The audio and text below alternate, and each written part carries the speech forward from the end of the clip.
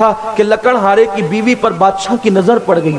اس نے سوچا اتنی خوبصورت بیوی لکڑہارے کے پاس کیوں ہے, میرے پاس کیوں نہیں ہے؟ بادشاہ ہو کر بھی میرے پاس خوبصورت عورتیں تو ہیں لیکن اتنی خوبصورت نہیں ہے جتنی اس کے پاس ہے. وہ ظالم لوٹا اور لوٹ کر کے اس کے محل میں جو سب سے بوڑھی کنیز تھی, اس کنیز کو اس نے کہا کہ کسی طرح لکڑہارے میں اور اس کی بیوی میں جدائی پیدا کر دو, کیونکہ میں اس سے نکاح کرنا چاہتا ہوں, اس سے شادی کرنا چاہتا ہوں. میری بہنیں بہت توجہ کے ساتھ اور آپ بھی سنیں.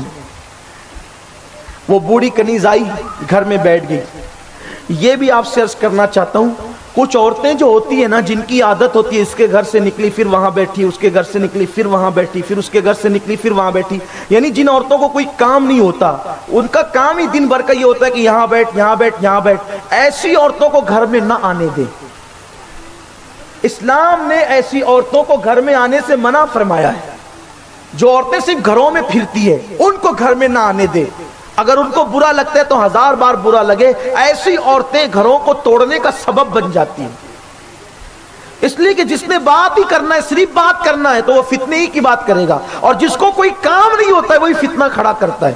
کام والا انسان کبھی فتنہ نہیں کرتا, ہمیشہ رکامہ انسان فتنہ کرتا ہے. فضول کا کام وہی کرتا ہے جس کو کام نہیں ہوتا, جس کے پاس ٹائم ہی ٹائم ہوتا ہے, ورنہ جس کو کام ہو اس کے لیے کوئی ضرورت ہی نہیں ہے فتنے کی.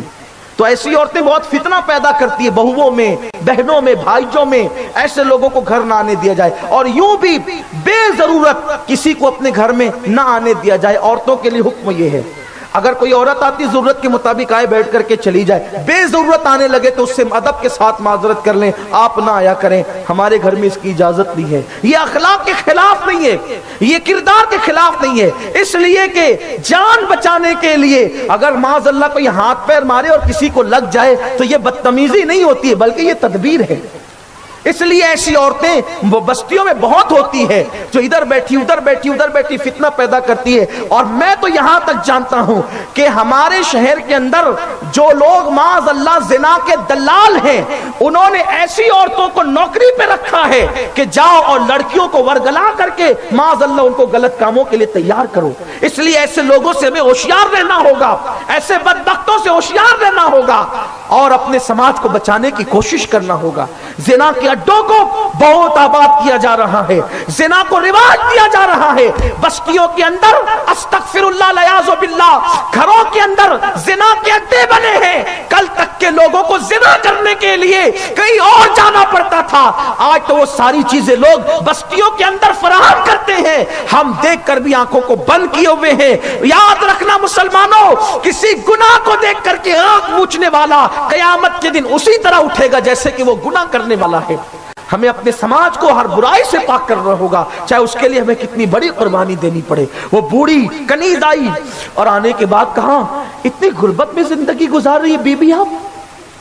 اس نے کہا کیا کروں, قسمت ہے لکڑہارے کی بیوی جو. کہا تم اتنی خوبصورت ہو, اگر تم چاہو تو تم کسی بادشاہ کی ملکہ بن سکتی ہو. اس نے کہا لیکن کون بادشاہ مجھے کرے گا. کہا کہ میرا بادشاہ تمہیں کر سکتا ہے اگر تم اس لکڑہارے کو چھوڑ دو. اس ظالم عورت نے غریب شوہر کے ساتھ یوں بے وفائی کی, دولت کی لالچ میں آ کے اس نے فیصلہ کیا کہ میں نے اپنے شوہر کو چھوڑ دینا ہے. اس نے لکڑہارا جیسی گھر آیا رویہ بدل گیا, تلخیاں ہونے لگی, جھگڑے ہونے لگے, زگ زگ ہونے لگی, نہ کھانا دینا نہ پانی دینا, پہلے جیسا پیار نہ رہا, محبت نہ رہی. لکڑہارے کو جب یوں لگا اب نباہ نہیں ہو سکتا, اس نے کہا کہ بیگم جب آپ مجھے پیار نہیں دے سکتی, مجھ سے پیار نہیں لے سکتی, مجھ سے بات نہیں کر سکتی, میری سن نہیں سکتی, تو پھر ایک گھر میں رہنے کا مطلب کیا ہے, جدائی نہ ہو جائے. اس نے کہا شوق سے, اس لیے کہ وہ پہلے سے کہیں معاملہ طے کر چکی تھی. اس نے کہا شوق سے. اللہ اکبر اللہ اکبر اللہ اکبر الیاذ باللہ, اس نے طلاق دے دیا. غریب لکڑہارے کو چند دنوں کے بعد پتا چلا کہ عدت گزارنے کے بعد اس کی بیوی کا نکاح بادشاہ کے ساتھ ہو گیا ہے. بادشاہ کی کنیزوں نے اس کو خوبصورت لباس پہنائے, قیمتی لباس پہنائے, اور اس کو بادشاہ کے حجرے میں پہنچایا. بادشاہ جیسے حجرے میں پہنچا, جب بادشاہ نے اس کی طرف ہاتھ بڑھایا تو بادشاہ کے بدن پہ بھی پھالج لگ گیا, اور اس عورت کے بدن پہ بھی فالج لگ گیا. اس دور کے نبی پر اللہ نے وحی نازل فرمائی کہ ایک لکڑہارے کا گھر اجاڑ کر یہ اپنا گھر بسانا چاہتے تھے، اس لیے اللہ نے ان کو بھی خوش نہیں رہنے دیا، ان سے بھی خوشیاں چھین لے. نہ وہ یہاں کی رہی نہ وہ وہاں کی رہی، نہ غریب کی بیوی رہی نہ بادشاہ کی بیوی رہی، دونوں طرف سے اس کا معاملہ ختم ہو گیا. اس لیے میں اپنی قوم کی بیٹیوں سے کہتا ہوں، قسمت ہے، تقدیر ہے، اگر کبھی غریب شوہر مل جائے کوئی بات نہیں. کیا سیدہ فاطمہ الزہرا نے غربت میں زندگی نہیں گزاری؟ تمہارے پاس تو بہت مال ہے. آج کوئی عورت پیٹ پہ پتھر نہیں باندھتی، آج کوئی مرد پیٹ پہ پتھر نہیں باندھتا. اے خاتون جنت کی کنیزوں، سیدہ فاطمہ نے 4 پتھر پیٹ پہ باندھے، 3 پتھر پیٹ پہ باندھے. بیماری میں دوا تو دور کی بات، بیماری میں بھی فاقہ کشی کی. تو جب تمہاری غربت تمہیں پریشان کرے اور حیا کا سودا کرنے پہ مجبور کرے تو میں قوم کی بیٹیوں سے کہتا ہوں اس وقت سیدہ فاطمہ کی فاقہ کشی کو یاد کر لینا، اللہ تمہیں ہمت اور حوصلہ عطا کرے گا. اور اپنی حیا کی حفاظت کرنا. اور مسلمان بھائی میرے جو موجود ہیں ان سے کہتا ہوں کہ کبھی بیوی کو اپنے سے جدا نہیں کرنا، کبھی ان پہ ظلم نہیں کرنا، کبھی ان پہ زیادتی نہیں کرنا، کبھی ان کو طلاق نہیں دینا. ہاں جن صورتوں میں اسلام نے طلاق دینے کی اجازت دی ہے وہ الگ بات ہے کہ معاذ اللہ استغفر اللہ الیاذ باللہ اگر کسی کی بیوی زنا کرتے ہوئے پکڑی گئی تب اسلام کہتا ہے کہ اس کو چھوڑ دیا جائے. جب تک ایسی صورتحال پیدا نہ ہو اس وقت تک شوہر کو چاہیے کہ وہ اپنی بیوی کو طلاق نہ دیا کرے، نباہ کی کوشش کیا کرے. اللہ تبارک و تعالی ہم سب کو توفیق عطا فرمائے، سب کی ازدواجی زندگی کو اللہ خوشگوار بنائے.